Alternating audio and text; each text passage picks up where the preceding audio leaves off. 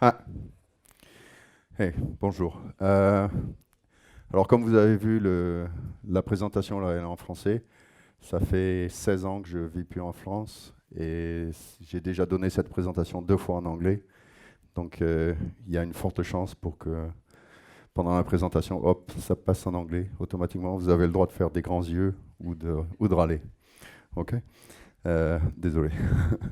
Je vais parler donc de Docker Container, une grosse voix. De la problématique de distribuer des Docker containers de dev jusqu'en production et comment les certifier et automatiser la distribution des containers jusqu'à la production. Je suis Frédéric Simon pour les Français, Fred Simon pour les Américains, euh, cofondateur et chef architecte de JFrog. Juste un mot sur JFrog. Donc, on a la R&D en Israël, l'équipe aux US et une équipe en France à Toulouse.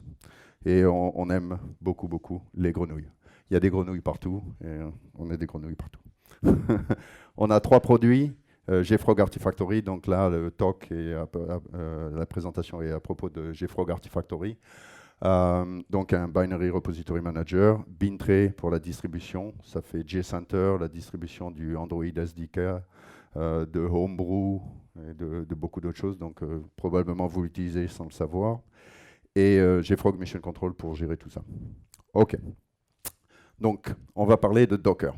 Avant de continuer, je vais faire juste peut-être lever de main pour savoir ce qui se passe au niveau de Docker. J'aime bien faire ça.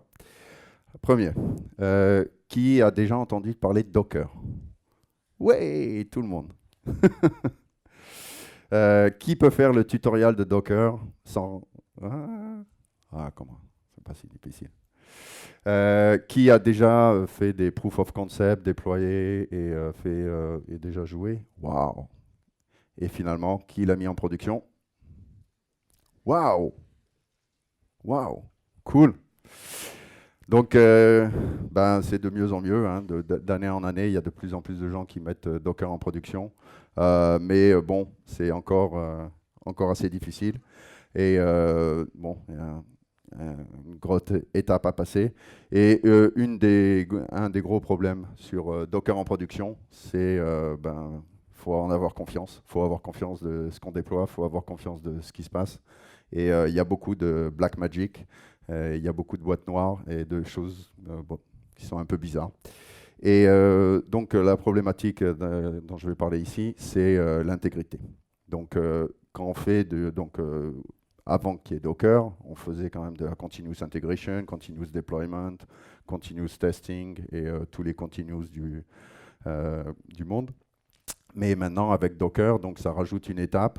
Il faut créer une image Docker et puis il faut commencer à la tester et la délivrer.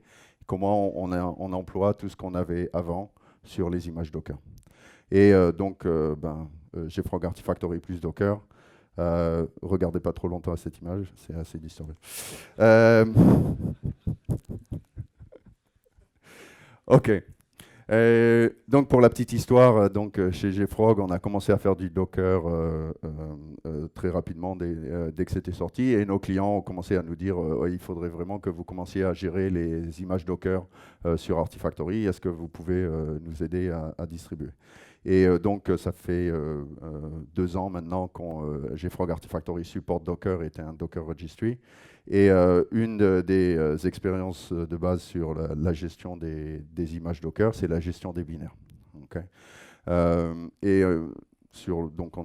a beaucoup de gros clients qui utilisent Artifactory pour le Docker Registry et qui font jusqu'en production avec le Docker Registry. Et un des gros problèmes justement de la confiance de la distribution des images Docker jusqu'à la production, c'est comment l'image Docker est sauvegardée, comment elle est distribuée, où est-ce qu'elle se trouve, qui l'a touchée et qui l'a mis en production. Et nous, avec JFrog Artifactory qui existe depuis 2007, on avait une grosse expérience sur la gestion des binaires et des layers, comme Sacha Labouré aime l'appeler les dirty bytes. Donc, ce n'est pas le source code, c'est juste des tartes GZ et des layers qui n'ont pas trop de tête. Et donc, on faisait des Docker Registry avant qu'il y ait des Docker Registry. Et donc, la problématique d'entrée de jeu, quand il y a une problématique de gestion des registries, gestion des repos de binaires, des dépôts et de manage de binary, c'est comment agréger ce que je crée, quels sont les jars que je crée, quels sont les war et les IAR que je crée, et quels sont ceux que j'utilise de l'or. Et avec Docker, c'est immédiat. Quelles sont les bases et les Docker images que j'utilise qui viennent de Docker.io et quelles sont celles que je crée moi-même et où mettre et quelle est la chaîne de production entre ce que j'utilise du serveur public et ce que j'ai produit moi. Et puis très rapidement aussi à l'intérieur par exemple avec Oracle, on a travaillé beaucoup avec Oracle, et donc ils ont sur le Oracle Docker, ils ont toutes les chaînes du AS kernel, contient Java et WebLogic, et puis après toutes les différents layers. Et donc en fait, ils ont cette problématique de distribution des images Docker qui vont fournir les couches pour l'équipe d'après entre les différentes équipes dans une organisation. Et donc, c'est pour ça qu'on a créé, avant Docker, on avait déjà des promotion pipelines, mais on a commencé à travailler sur les promotion pipelines pour Docker. Et une des problématiques de base quand on fait des promotion pipelines pour Docker, c'est qu'en fait, qui utilise Docker et rien d'autre, bah, si on utilisait que Docker, il n'y aurait pas grand-chose à mettre dans les containers, il n'y aurait pas grand-chose à mettre dans les layers, il n'y aurait pas grand-chose à tourner sur les layers. Donc il faut créer des applications, délivrer les applications, les mettre dans les Docker files et créer donc les Docker qui intègrent tout au-dessus. Et donc la problématique de promotion, elle n'est pas que au niveau des images Docker, elle est bien sûr au niveau de ce qui va rentrer dans les images Docker et quelles sont les différentes applications qui vont s'intégrer au tout. Donc j'aime bien retourner à l'image de la pyramide de promotion. Donc je ne sais plus d'où ça vient en fait, mais bon, c'est un design que j'utilise beaucoup. La problématique de la promotion, c'est que justement, au tout début, les développeurs, donc, ils écrivent du code et ils veulent avoir un retour sur la qualité de leur code le plus rapidement possible. Donc il y a énormément de builds qui doivent être faits très rapidement sur tous les commits des développeurs. Ça doit prendre très peu de temps et ça doit retourner assez rapidement, c'est bon, c'est pas bon, sur les builds. Donc c'est généralement les builds d'entrée, les builds qui créent les jars de base avec des unit tests sur des petits programmes Go, des intégrations comme ci, comme ça. Bien sûr, la plupart des builds qui arrivent ici ne vont pas au niveau du dessus, au développement integration test. Et là, donc, le but, c'est de prendre plusieurs modules qui viennent de plusieurs équipes ou de mêmes équipes, les intégrer et les promouvoir au niveau donc, de l'environnement global sur tous les autres développeurs. Et là, généralement, ça prend beaucoup plus de temps. Ça peut prendre 1 heure de validation avec différentes contraintes de différents environnements. Et donc, quand on monte l'échelle, là, généralement, les temps de déploiement et les temps de test grandissent très très fortement. Le nombre de binaires et le nombre de versions qui sont testées par jour décroît aussi très fortement. Donc, à la fin, il y a donc, les binaires de production et les binaires d'environnement. Sur cette chaîne-là, généralement, Docker n'a aucune influence à ce niveau-là, à part pour les développeurs quand ils veulent l'intégrer sur leurs microservices. Mais généralement, on voit Docker sur les devs ou même sur les integration tests. Donc Docker, généralement, arrive assez tard dans la chaîne de production, puisqu'il faut commencer déjà à avoir une application complète et l'intégration d'une série de modules pour créer une image Docker qui ait du sens et avec une application à l'intérieur et des choses qui sont attestées. Maintenant, sur les niveaux d'en dessous, là où est-ce qu'on voit Docker, c'est généralement sur les build agents. Donc le Jenkins, il lance une image Docker qui est parfaitement propre Il n'y a aucune dépendance à l'intérieur. Il y a le local repo de Maven qui est complètement vide. Il y a aucune dépendance. Donc ça démarre hyper rapidement. C'est complètement propre. Et ça commence à télécharger les dépendances. Et ça commence à faire le build et faire les unit tests dans un environnement propre. Donc là, utiliser Docker et l'environnement Docker pour faire les premières étapes et pour fournir aux développeurs une information correcte sur la qualité de son build permet généralement de gérer le feedback process beaucoup plus court. Chez JFrog, d'ailleurs, on a commencé à utiliser ça il y a 1 an et demi, 2 ans, d'utiliser Docker pour tous les environnements de build. Ça a réduit presque par un order of magnitude toute cette chaîne de production en utilisant Docker pour l'environnement de build. Au lieu d'automatiser à partir de VM, démarrer 4-5 VM avec différentes bases et différents environnements, et puis les connecter, et puis les redescendre et les remettre à la version d'avant, c'était beaucoup plus lent. OK. Donc ça, c'est la promotion pyramide. Et l'étape d'après, c'est les quality gates. Donc bon, c'est ce qu'on utilise chez nous et la plupart de nos clients. Les environnements de développement, c'est là où on voit le code. Dès qu'on a des binaires qui sont exécutables, le but, c'est d'envoyer les binaires jusqu'à l'environnement de production de manière automatisée avec des quality gates et des tests et des environnements de promotion. Chez Yahoo, par exemple, on travaille avec Yahoo, ils ont un terme que j'aime beaucoup, c'est from commit to production without human intervention. Okay. Et à la fin de la journée, quand on regarde en fait toutes les étapes et tout ce qu'on fait, on pousse des boutons. Okay. On prend un fichier, on copie un fichier du serveur A vers le serveur B, on déploie un service X, on lance une batterie de tests, on regarde des logs et on cherche s'il y a des exceptions et puis on valide. Okay. Tout ce qui est fait donc, entre le commit d'un développeur et la mise en production peut être automatisé et peut être complètement automatique. C'est ce que font aujourd'hui, c'est ce qu'on fait nous et c'est ce que font aujourd'hui la plupart des grosses entreprises web. On déploie sur Bintray par exemple de 3 à 4 fois par jour sur Netflix. Donc Netflix est un gros client aussi de tous les répertoires Debian. Ils sont gérés sur Artifactory. Ils font plus de 4000 déploiements par semaine, je crois, quelque chose comme ça. Donc toute cette fréquence de release et fréquence de versioning et fréquence de déploiement, et avec les microservices, c'est encore pire, ça demande en fait une automatisation complète de la mise en production. Alors, qui fait ça? Qui a une automatisation de la mise en production continuous deployment ici en France? Ah, yeah, cool. Je suis bien content. OK. Mais bon, à la fin de la journée, quand on y regarde, c'est juste des continuous integration pipeline.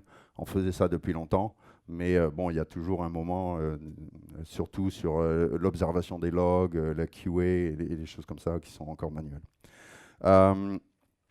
Donc, continuous integration et software development. Qu'est-ce qu'on entend par là quand on parle, nous, dans notre environnement et de Jenkins, Artifactory, Git environnement.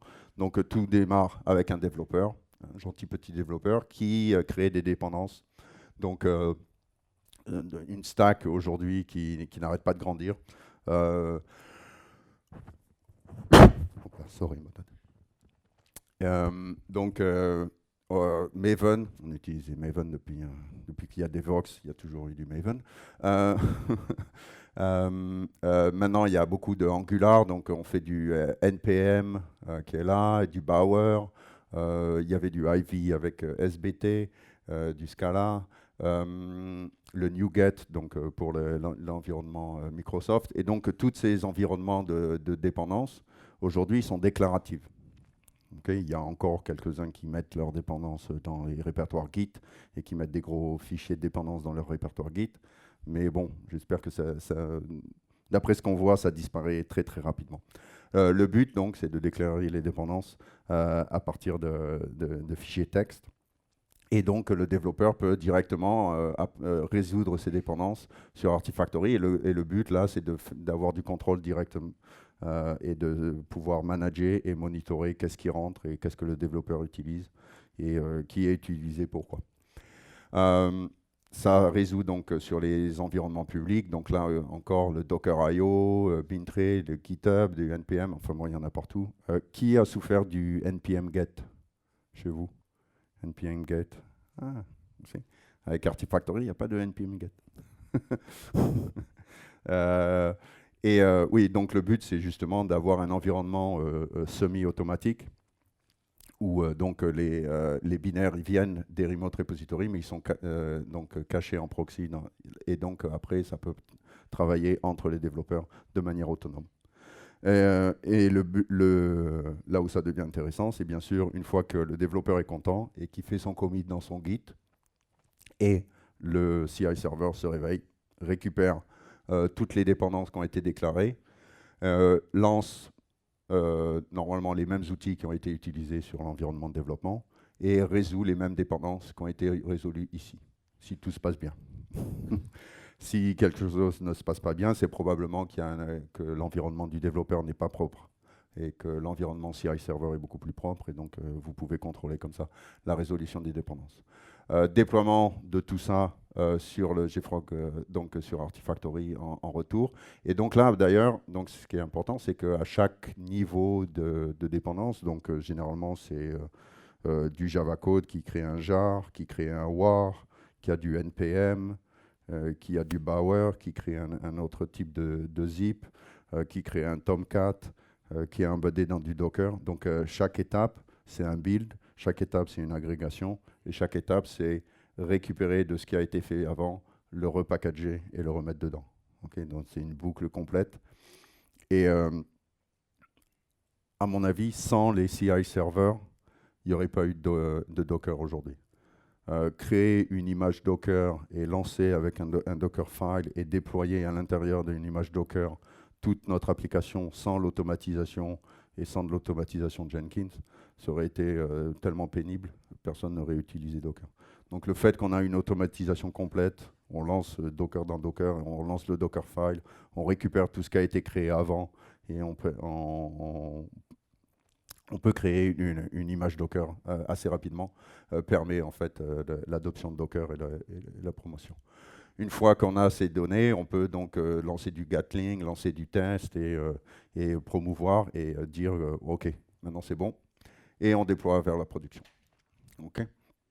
Déploiement vers production, bien sûr, le but aussi, c'est donc là l'automatisation, le chef, le Puppet, le Docker aussi, récupéré directement de Artifactory, ce qui a été validé, ce qui a passé toutes les étapes jusqu'à l'environnement de production. Et si vous faites de la distribution vers d'autres devices, vers d'autres clients, vers d'autres environnements, vous pouvez distribuer avec du Bintray. OK. Donc dans toute cette chaîne, dès que Docker rentre dans la chaîne de production, la première chose à faire, c'est faire du Docker build.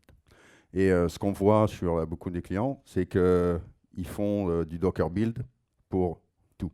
Okay, c'est Docker build pour le dev, Docker build pour le QA, Docker build pour le test, Docker build pour le pré-prod et Docker build pour le prod. Okay, principalement Docker build tout le temps. Donc recréer à partir du Dockerfile, recréer une image, recréer une configuration, redownloader toutes les images et faire du Docker build dans tous les environnements. Ok. Bon, Docker build, ça va vite, tout le monde est content de faire du Docker build, mais bon, à la fin de la journée, c'est pas toujours la même. Faire du rapide et du pas cher, c'est pas toujours la bonne chose à faire. Quelqu'un sait d'où ça vient cette image? C'est tombé tout droit, sans se casser. Il n'y avait pas de fondation. Bon, c'est en Chine. OK. Alors, pourquoi c'est pas bon de faire du Docker build à tous les niveaux? OK. From Ubuntu, apt-get install Python, du Node.js, déploie mon application Node.js, et tout le monde est bon. Node et JavaScript. OK. À chaque niveau, OK, vous n'avez aucune idée de ce qui va être téléchargé. OK. Donc, ce que vous avez en dev et ce que vous allez faire Docker build en prod, il y a une grande chance, surtout si ça prend une semaine, qui n'a absolument rien à voir entre l'image que vous avez créée en QA et que vous avez validée en QA et l'image que vous allez créer en production. OK. On va se concentrer sur la première partie. OK, je vais fixer mes versions. C'est ce qui se passe avec Maven pendant un bon moment. Je ne sais pas combien de vous avez souffert sur Maven et les Maven plugins. Donc, sur les Maven plugins, il y avait une étape où maintenant, il faut fixer les versions dans tous les plugins. Et donc, commencer à fixer toutes les versions. Donc là, c'est possible aussi avec Docker. L'image de base, on va fixer 14.04. Est-ce que ça marche? Bon, ça ne marche pas parce que, en fait, ce tag 14.04 sur Docker.io Ubuntu, il change tout le temps. Okay, c'est un tag qui change. C'est le nouveau concept de Docker.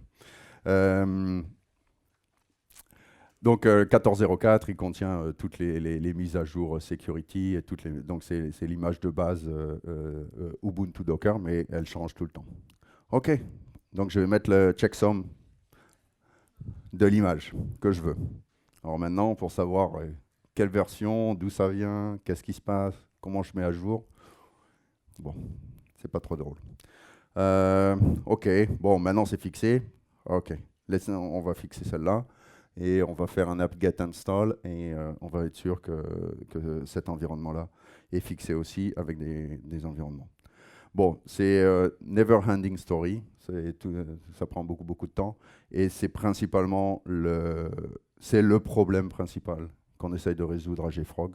Okay, c'est comment écrire quelque chose comme ça, okay, et être sûr de ce qu'on produit et être sûr aussi que ce qui est produit change avec le contrôle de OK, ça a été validé par QA, maintenant je fais un autre Docker build, c'est l'environnement qui a été QA.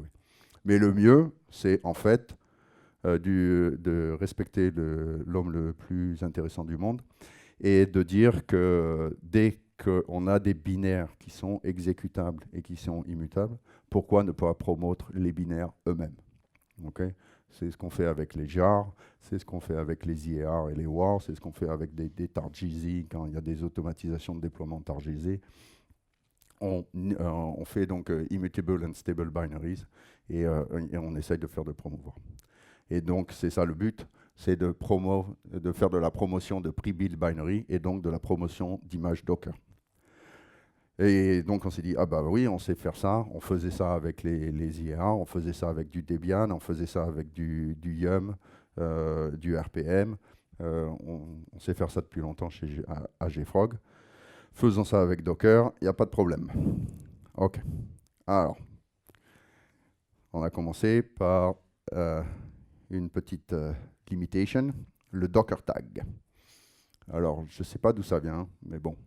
Dans le Docker tag, il faut mettre le registry host, le username, le name et le tag. Donc le name est mandatory, le tag n'est pas mandatory, le username et le registry host, here, ça doit être le nom du serveur et le port du serveur qui doit être accessible. Si le nom du serveur n'a pas de dot, donc si c'est votre Docker registry, .acme.com, et comme everything est acme.com, c'est Docker registry. Donc, il n'y a pas de dot, il n'y a pas de point dans le nom de l'adresse de votre serveur. Et s'il n'y a pas de port, donc avec les deux points 5001, 5002, le nom du registry host n'est pas identifié par Docker, et donc, il va croire que c'est un username. OK. OK.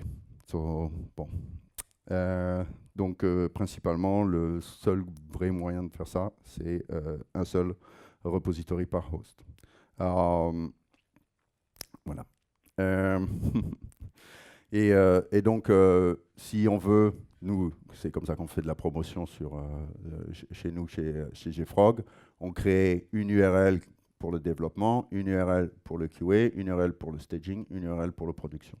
Okay, c'est la même chose pour Maven, c'est la même chose pour les Debian repository, pour les RPM Yum repository.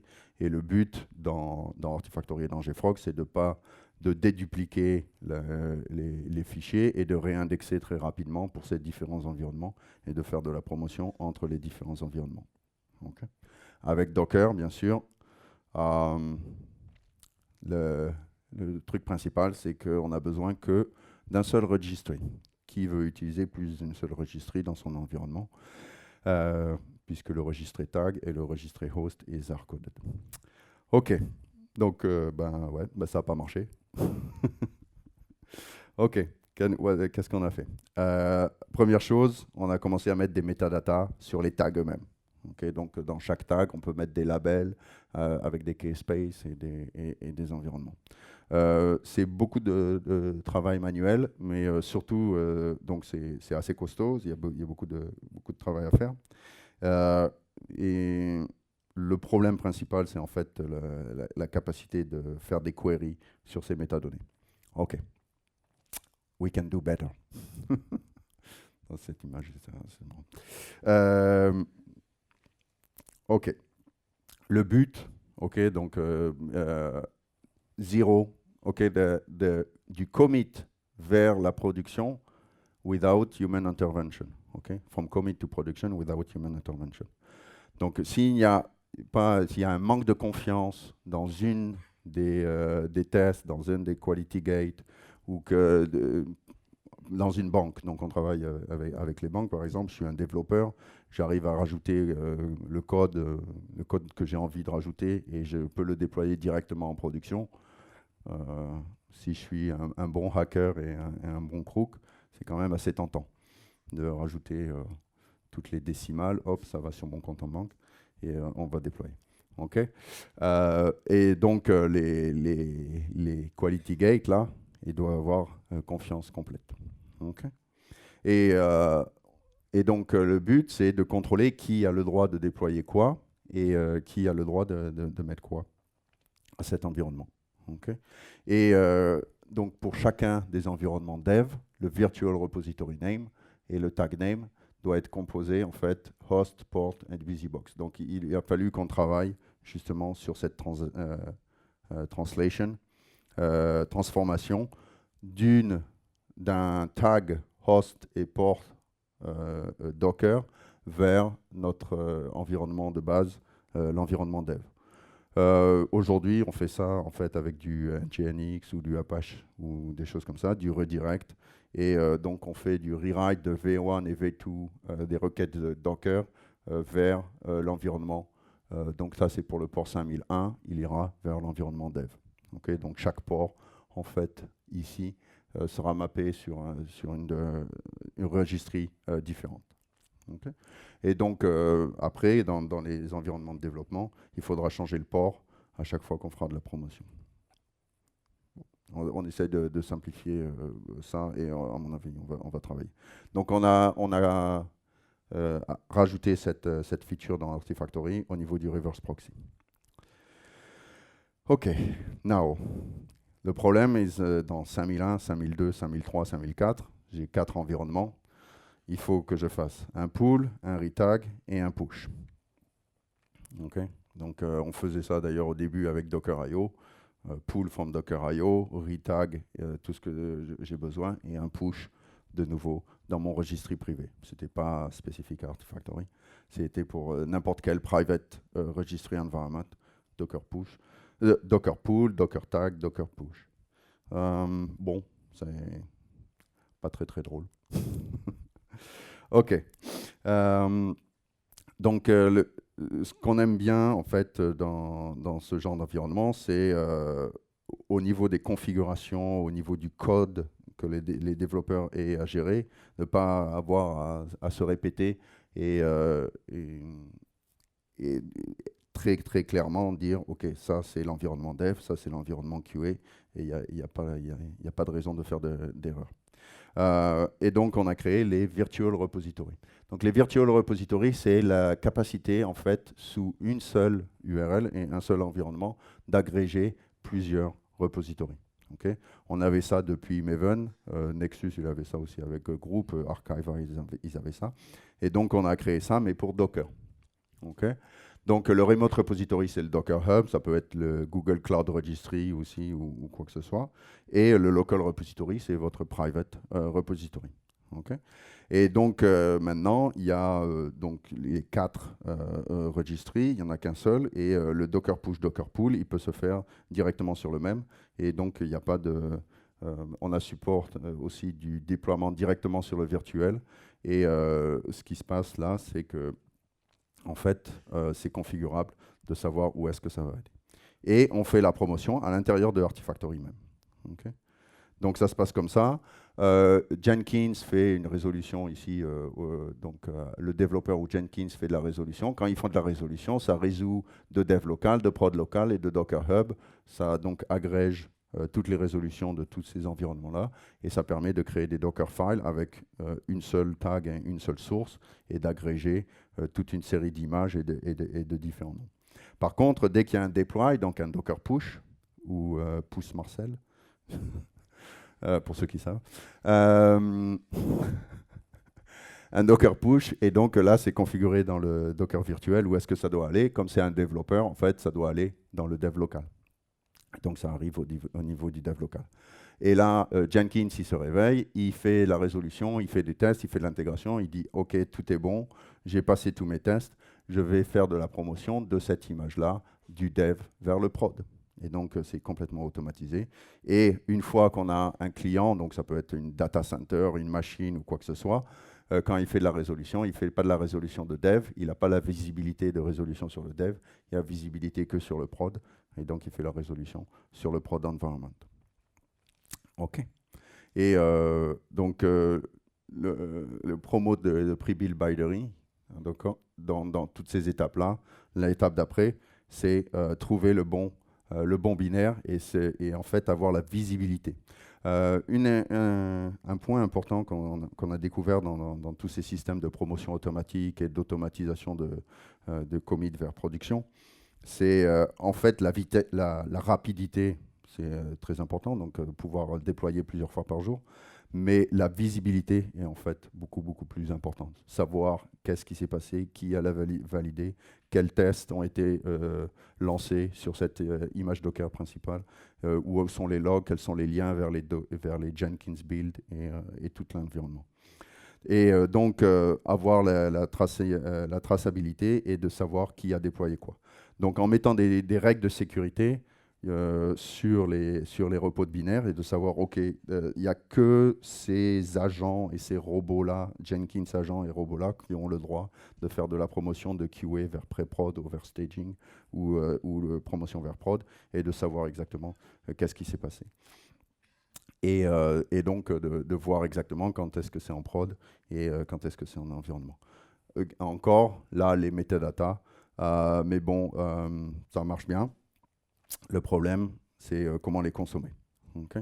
Et donc, on a lancé ça il y a 1 an et demi. Non, un peu moins, je me rappelle plus. Donc, on a lancé le Artifactory Query Language qui permettait donc à tout... parce que la complexité, justement, de savoir exactement quelle image est déployée où, qu'est-ce qu'elles contiennent et comment elles ont été créées, d'où elles viennent et tout ça. Donc, la quantité de queries qui était possible devenait ingérable. Et donc, on a créé un langage complet qui permet un peu, donc c'est un peu à la Mongo class, mais ça se traduit en tant que query SQL, et qui permet donc de faire des requêtes assez compliquées dans Artifactory pour récupérer tous les éléments qui ont été créés par un build qui est nommé Artifactory et des choses comme ça. Et donc, avec EQL, la promotion et tout ça, vous pouvez en fait maintenant faire votre propre... your mileage may vary. Yeah, this is what it stands for. So it's basically... hop là. Ah, wow, c'est la première fois. Donc là, ce qui se passe, c'est chaque client a une manière différente de faire de la promotion et de passer les quality gates. Et donc, ce qu'on a rajouté dans Artifactory, c'est la capacité de créer des scripts Groovy qui permettent de dire, OK, si vous voulez faire de la promotion de cette image Docker de QA vers pré-prod, il faut que toutes les images Docker qui vont avec et qui sont gérées parce que c'est du microservice aient été validées par le QA. Et donc, vous lancez une query, une EQL query à l'intérieur de Groovy. Et donc, bon, Docker Registry can do this. Donc, c'est le genre de Groovy Code, My Custom Promotion, avec plein de paramètres sur Custom Param.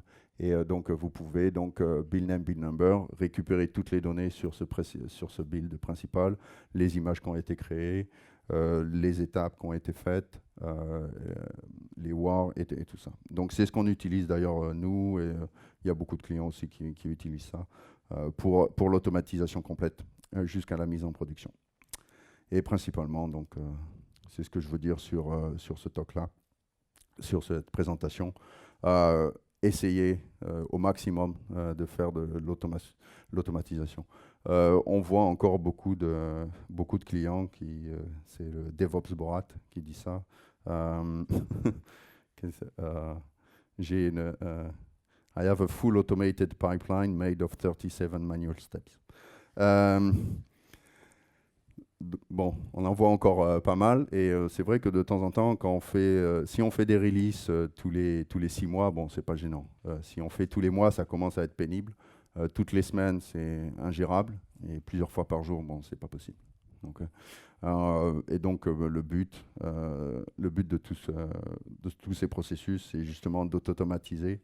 Automatiser les tests, c'est le gros du travail en fait. Automatiser l'environnement de test, lancer les tests, récupérer les logs de test et les logs des applications qui sont testées et voir en fait si quelque chose va bien ou si quelque chose est chez Netflix, ils font beaucoup de canary testing, donc c'est un peu plus difficile à mettre en place, mais une fois qu'on a un canary testing, vous savez ce que c'est le canary testing? Le canary testing, donc c'est les petits canaris qui étaient dans les mines. Donc les mineurs, quand ils venaient toujours avec un canari, donc ils étaient très sensibles en fait à l'argon ou tous les gaz qu'il y avait dans les mines. Et donc le canari mourait dès qu'il y avait et donc dès qu'ils voyaient que le canari était mort, ils disaient ouh, il y a quelque chose qui n'est pas bon dans l'air et ils sortaient de la mine très rapidement. Donc le canary testing, en fait, c'est mettre son application dans un environnement très sensible, lui envoyer des requêtes de production sans récupérer les données de retour et de voir comment le canary se comporte, donc la nouvelle version se comporte. Et si la nouvelle version ne se comporte pas bien, ben, bon, c'est pas prêt à mettre en production. Donc c'est le canary testing. Donc en fait, créer un environnement de canary testing est pas très simple, mais avec donc Netflix OSS, Spinnaker et tout ça, ils arrivent à vous aider pas mal. Voilà, il me reste 7 minutes. Je vais juste vous montrer la tête que ça a. Voilà. Donc ça c'est donc Artifactory, et dans cet environnement-là, donc c'est sur le Google Cloud Platform. Il y a un Docker Stage, Docker Release et Docker Promotion. Et donc dans le Docker Stage, il y a, en fait, c'est un environnement de test là, de démo qui a une application, exactement comme je montrais, une application Node qui crée un Docker Registry, une application Spring Boot qui crée un autre Docker, et l'intégration de tous ces microservices ensemble. Et donc de faire de la promotion. Donc dans le Docker Info, donc ça c'est comme ça, donc c'est une image 229, il y a différents expos, copies, donc on peut regarder. Et on peut faire de la promotion automatisée de ça vers le Docker Release et le Docker Production. Donc chaque niveau a, voilà. En production, il n'y a que le niveau 14, que le build numéro 14. En release, il y a de 25 à 30. Et là, c'est l'automatisation complète. C'est tous les autres. Donc, la chaîne de production. Et en faisant une promotion dans Artifactory d'un niveau à l'autre, en fait, ce n'est que des métadonnées qui sont transformées. Il n'y a pas besoin de copier les 300 mégabytes du layer d'un niveau à l'autre. Okay, c'est que du pointer arithmétique. Et donc, vous pouvez faire ça plusieurs fois par jour et complètement automatisé et validé.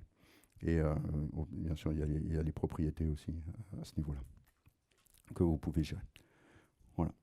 Merci.